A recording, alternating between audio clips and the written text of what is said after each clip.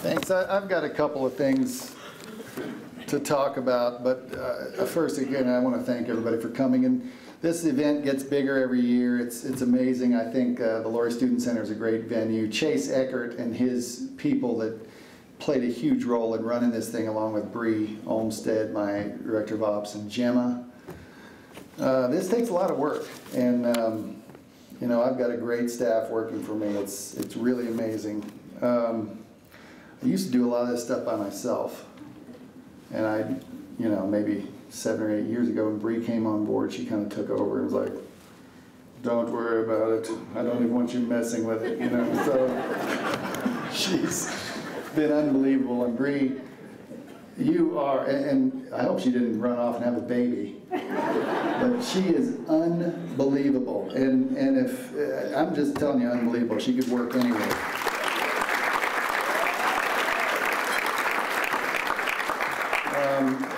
And I'm going to thank a lot of people here. I would like the people who are the support staff for volleyball, weight training, academics, media relations. I'm not going to name them all because I'll miss somebody. Could all those people stand up?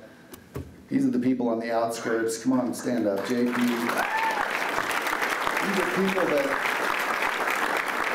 you know, are on the periphery of the program who have huge roles. And then my direct staff, you know, our student video coordinator, Jared Hazel, our manager, Gemma Faden, my volunteer coach, Jenna Ray Jester. Those three guys here, stand up, please. They do an unbelievable job. Our newest coach, Luke Murray, who not only added great, you know, things as a coach, but was a great practice player, and he won a national championship with Penn State. He doesn't look like he'd be a big-time volleyball player. This guy has got some skills.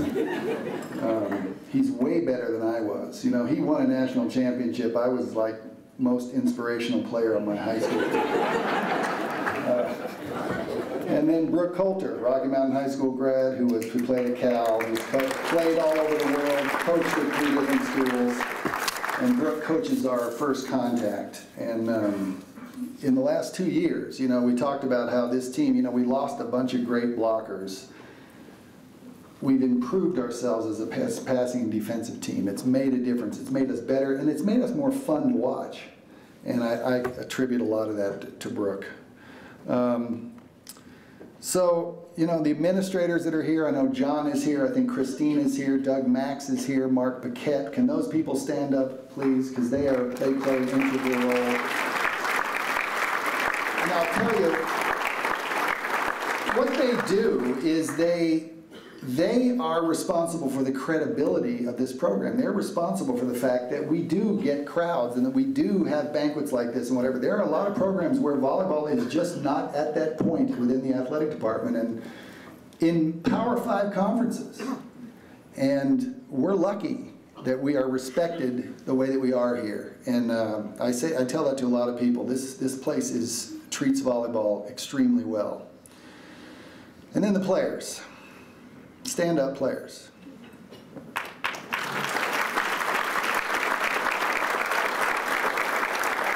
And you guys,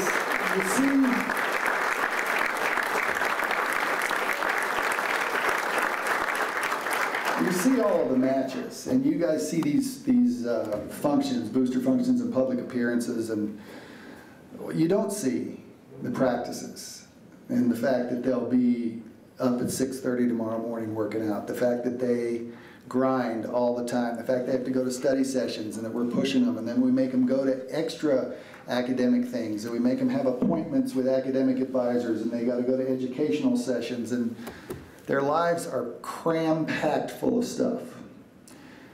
That's a hard thing for someone 18 years old in this day and age to pop into it and all of a sudden have that. It's hard.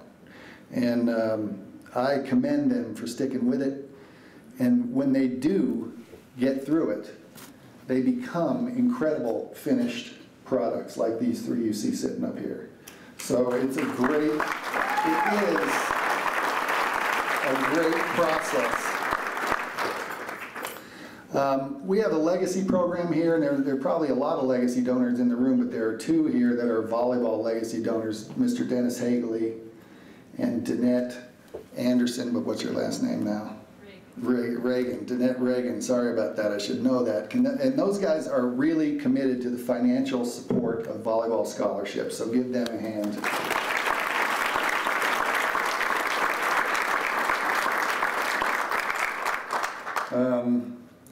So you saw in the highlight film, this is a monumental year, and we're surrounded by incredible people, multimedia-wise, who really basically capture it for you. You see it on social media, you see live streams, you see a lot of these things occur. And so I collected about a dozen or so pictures, and I want to go through them, and then I have something special at the end too. But I always loved this one when it came through, and you know, we get some crazy things going on here. This is significant, okay? So we talked about the superstitions of our team, and I show this picture, but I'm going to talk about a lot of superstitions, but one of the main ones was these grapes, okay? Now, first of all, you had Kelsey had to, before every game, it was like this massive OCD festival in my locker room. Kelsey had to fold a blanket and set it in the same spot, okay? People had to sit in the exact same positions. Deidre had these grapes, had to be red grapes, and she got them first and tossed one to somebody. Who was it? Cass and Bestie, and I mean that had to go first. Like no one could eat a grape before that.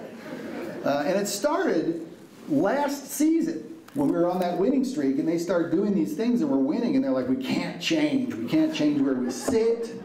Marley has to come out of the locker room last. She always pees between, you know, this time and this time. I'm not kidding. And for the pregame practice, Deidre has to serve the first ball, and one time Axie Paletto did it by mistake, and I thought they were going to tear her head off. And I'm like, what's going on here? Like, Axie, that's a rookie mistake. You can't serve that ball.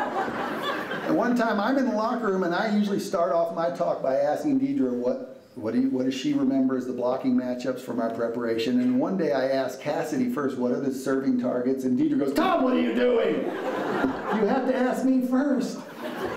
And I'm like, wow, you know, I mean, it got serious. So this team is more superstitious, has more routines than any team I've ever seen. I don't know if it will continue, but man, I have to be careful. I can't, you know, do anything that I want. The Wisconsin match, an amazing new attendance record, and again, I'm committed to bringing in the best teams in the United States in here when I can get them to come play. They're not wanting to do it as much, but after the starting lineups, when I was shaking Kelly Sheffield's hand, who's the coach of Wisconsin, he looked at me and he looked around and he said, you have an unbelievable thing going here. And he's in the Big Ten Conference. So I'm just very pleased, and this is a tribute to you guys and the fan base here at CSU. Dave Culbertson.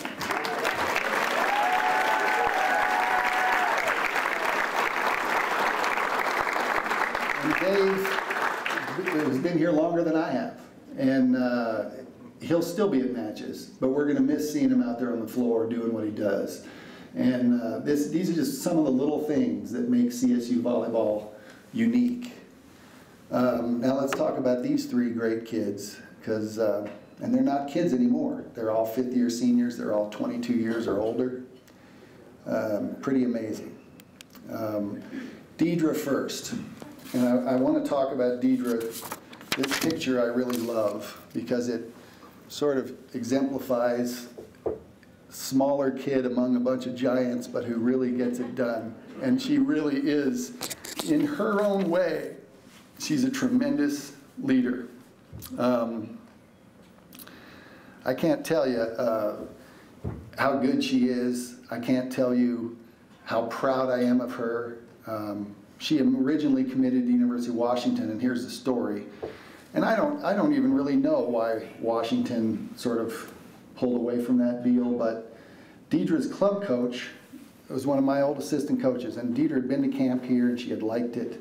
And Don Colston said to me, you know, I want her to come there. I think you'll be a good coach for her. And we've had our challenges off the court, not in a bad way, just in a way where I told Deidre when she was 17, you got to grow up a lot, and she has. She's become a responsible adult. She knows how to do things right. But never once did I have to tell her, you have to be a good volleyball player, or you have to work hard in practice. And this kid went through this whole season with this pretty severe back injury. She competes every single day. And sometimes the kids are having a bad day in class, or they have a bad day in school. They come into practice, they're having a bad day. She'd come into practice and just be killing people. And tell me after practice, yeah, I didn't do well on the test, I had this problem with this person or whatever, and I'm like, wow. She just never shows it because her sanctuary was the gym.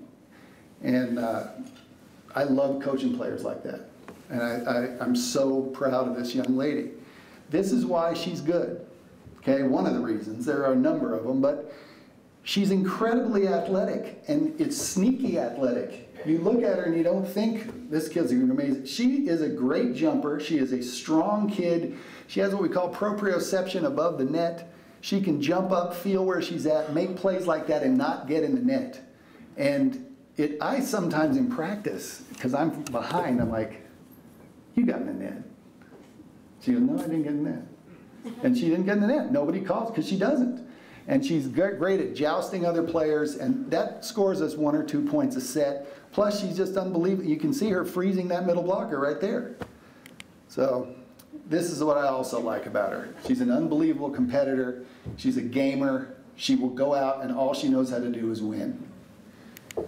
And she does believe. This tattoo is on the back of her neck. And this is, I think, all this superstition stuff. Deidre really believes it. It's not a joke. Okay. She thinks those grapes had to be eaten. And so there's an innocence to that I really, really love. Marley Reynolds. And this is why we recruited Marley. Marley went through a tough first 3 years here. Redshirt year, a second shoulder surgery after the first one in her senior year of high school. Playing behind some pretty good players and not having a lot of hitting velocity, and slowly bringing that back and learning what to do. She always had high ball contact. She always had gifts that we could get going. But they really emerged in her last 2 years. And she transformed from someone who was essentially sitting on our bench that nobody even knew who she was in the conference to really the most physical outside hitter in our conference. This is her against Texas, and I know this was a special match for her because she grew up in Texas, and she's gotten to beat Texas A&M and play Texas in the NCAA tournament and beat Baylor. And right there, she's had a great match against these guys, and there was no difference between her and the players on that Texas team. And so I was very proud of who she became as a player, and this is another big reason. In her third year, she's sort of emerging as a player, and she gets a kill or a block and doesn't do anything. I used to get onto her in practice like, why aren't you just like yelling in that kid's face? You know, why? And she just, I'm just not like that. She's kind of country, you know. She's like, I just don't do that, Tom. You know. But finally, I got her to emote a little bit. She started doing this because she started having some success, and her confidence as a player just skyrocketed in the last 2 years. This is Snyder, and this is a picture we took actually, I think, was this in your freshman year or sophomore? Yeah. And we've used this a lot in a lot of different areas. It's on some web pages and that kind of stuff. I love the picture, and it shows you, I mean, this kid is among a lot of things. She's a wonderful person with a kind and really innocent, sweet heart. But she is an amazing athlete, amazing. And we wanted her on the court. She redshirted, and then we wanted to get her a playing role. So she starts out in 2011 as a right side player. She was okay, but she was just good at it. And there were some inconsistencies, and we needed a little bit different kind of player, so she was playing on and off. And so then she's frustrated. You know, anybody's frustrated when you play a little bit, then you don't. Then we move her to the left side in her second year as a player, which is her third year. And same thing, she plays for the first part of the year, ends up not playing in the last part of the year because outside hitting takes a certain type of player. But athletically, she was a middle. And when we graduated Breon and Meg Plord, we moved Snyder into the middle. It was a home that worked for her. And this is her gift. She is the best player that I have seen that can hit a fast tempo, a zero tempo ball at a very high height. And these are two pretty good blockers right there. And she's up there beating them for a reason. She jumps, they don't know if she's getting it. We feed her the ball, she can attack it right. And that's what we call a good tilt, like a zone 5 setup right there. And that is a great play. And we did that all year long to players in every single conference. We did it to CU, and they don't have an answer. If a picture says 1,000 words, this one says 1,000,000. Snyder is the nicest person on earth, and to get to see that look of happiness on her face, and it looks like she sort of likes me. It's really amazing. But I tweeted this picture because I loved it so much, because it was a culmination of senior night of her, and I think, you know, senior night is sad but happy at the same time. And this was a great, great representation of that. And I think when I tweeted it and then it went on Facebook, I got like 400 likes. It was unbelievable. So anyway. These are those three blocking together, playing together. They all kind of look freaked out there.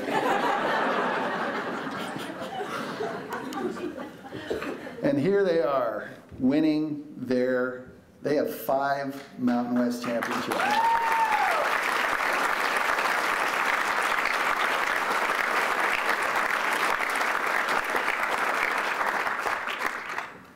Another one. Then the CU match. And that's another moment that, and you guys know I've been here a long time. I've seen some great matches, Nebraska and Washington and CU, other times in the NCAA tournament. In fact, this is the 4th time we played them in the NCAA in Moby. 3 of them have gone 5 games, 1's gone 4. And they're always very dramatic. And always 2 teams that are ready to play a great NCAA match. And so this match to me was one of the greatest that I've been involved in, and more as a fan than a coach. And there were many people who said to me, you won the first 2 and then you lost those next 2. And I'm like, you know what? We kept it close. The 4th one, I really think we had shots at winning. We didn't do it. CU played great, and they had one player that's just unstoppable.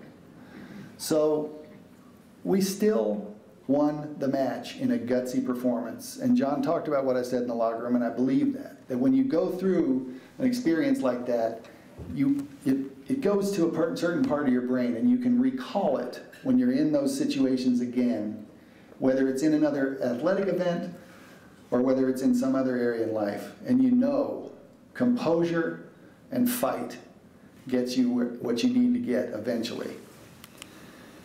This is the game point against CU, and it's one of my favorite pictures of all time. Not because of a particular player on the floor, that's not what it is. If you zoom in on this, and I don't know if Nick has the ability to do it, I could do it on my computer at my office. There's all kinds of fun things to look at. First of all, if Cassidy jumps this high all the time, I would make her a hitter. She's got like a 40-inch vert going on right there. I like the comparison between the CSU fans and then it switches to the CU fans. And there's one guy up there in a blue shirt throwing his hat. I don't know if you can see him. I really like that one. Their coach looks a little unenthused, and their players are a little dejected.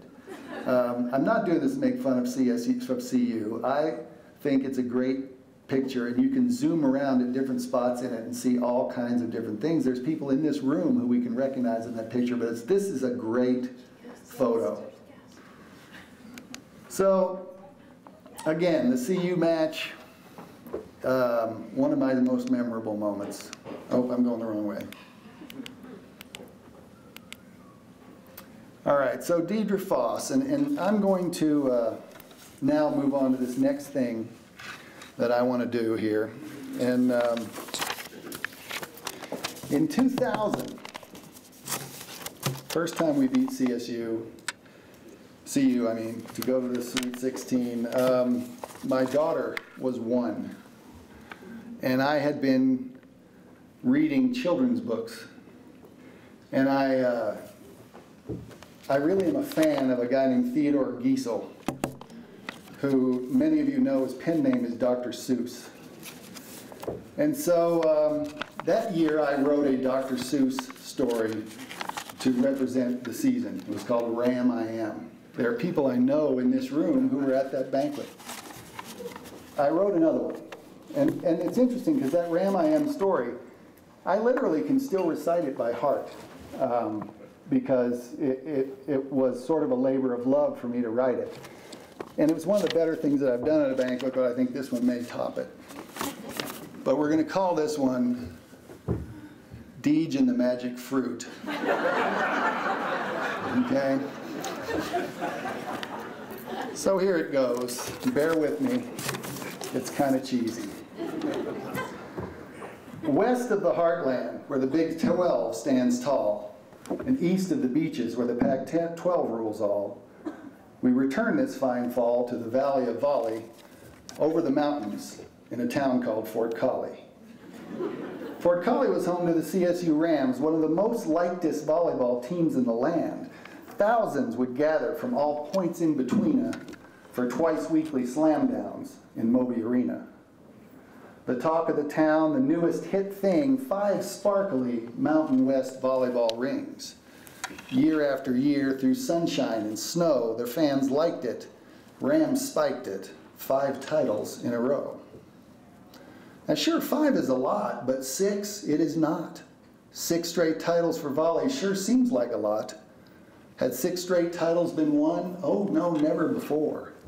So the Rams set out slamming in 2001-4. In pursuit of this goal were the Rams' leaders 3, Kelsey and Marley and Deej with 2 E's.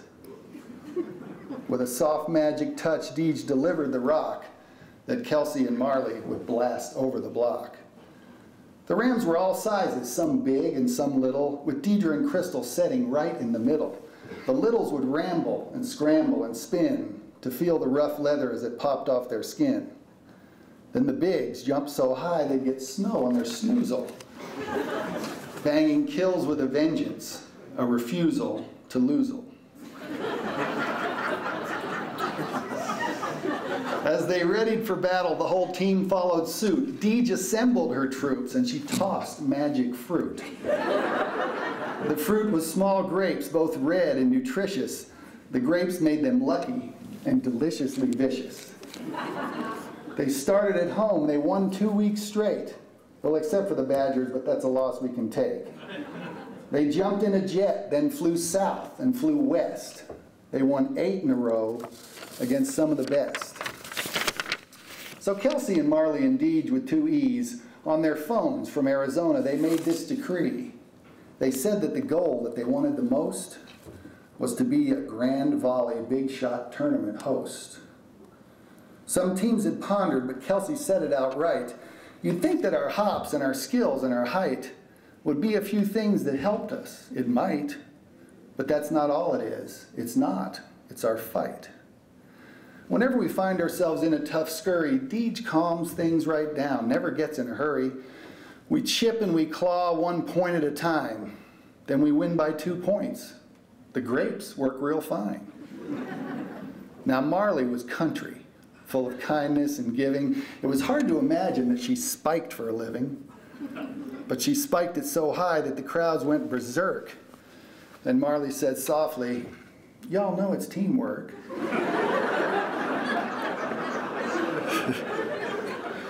Fight comes from the heart, and the heart is a muscle. It's strengthened by love, not just practice and hustle. You can't have a team without teamwork and trust. If y'all want to be great, we got to get this. We must. When Coach Tom would get stressed, Deej would say, "Tom, relax." Sort of thing. We're winning the volley. That's not fiction, it's facts. Coach stomped a few times and said, "Gosh darn, you're right. I'll keep buying you grapes if you keep feeding this fight." They blazed through the Mountain West foes in round one. The grapes they were gulping, the Rams having fun, the Lobos, the Cowgirls, the Aztecs all fell. And so did the others. The grapes worked quite well. Then one night in Vegas, post-Halloween night, the rebels got hot and snuffed out the Rams' light. The Rams started doubting, what's this season about? The hecklers were shouting, "One and done, first round out."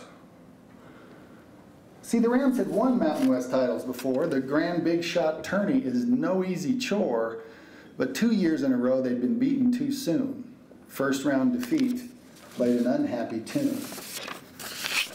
So Kelsey and Marley and Deej with 2 E's got the team together after All Hallows Eve. If we fight for each other and make the teamwork the most, the Big Shot Committee still might let us host. Soon the doubting was gone. Their game got real tight. They trusted, believed, and returned to the fight.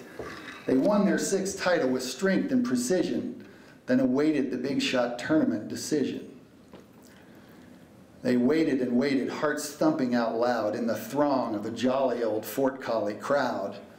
Then the word finally came from the Big Shot Committee. Was it true? Yes, CU would come play in our city.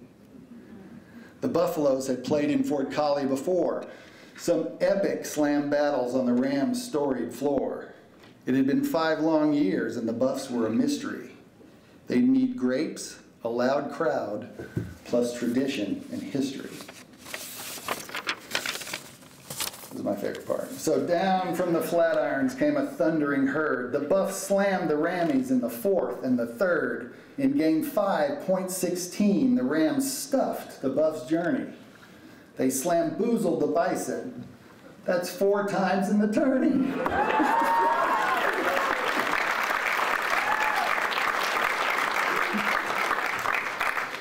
They flew to Twin Cities on a shiny green jet. The Longhorns were next, the best team they'd faced yet. The Longhorns and Rammies locked horns at mid-court. But the Texas-sized slammers cut the Rams' season short. We ate all the grapes. We did everything right. But we didn't get to score 25. Not tonight. Tears fogged up the windows of the shiny green jet as it pierced the pink clouds and rolled to the west. There was sadness and sobs and few words were spoken. Then Marley stood up and the silence was broken. "You're all my best friends, but at the risk of dispute, maybe winning," she said, "doesn't come from some fruit. Maybe winning doesn't have much to do with the score. We're all winners," she said, once we walked on the floor. Competing together, night after night, is what makes us real winners. I'm certain I'm right. Our team is built from the heart, and the heart is a muscle. There's no scoreboard in here, just love and some hustle. "Sure, I'm sad about losing," she said with a whisper, "but I'm saddest the most because I'm leaving my sisters. We're 14 strong women who fought together all year. Through struggle and glory, y'all are winners, it's clear." The season is past now. It's white and it's cold. The seniors have finished. Their stories are told. Volley workouts have started. The new leaders are new. They pound leather volley till their arms black and blue. But Kelsey and Marley and Deej with 2 E's, they left it all on the court, plus they got their degrees. They won a 6th title and advanced to round 3. They wrote their own chapter in Rams history. They move on down the road as a new team takes shape. Let's start working on 7. I hope you left us some grapes.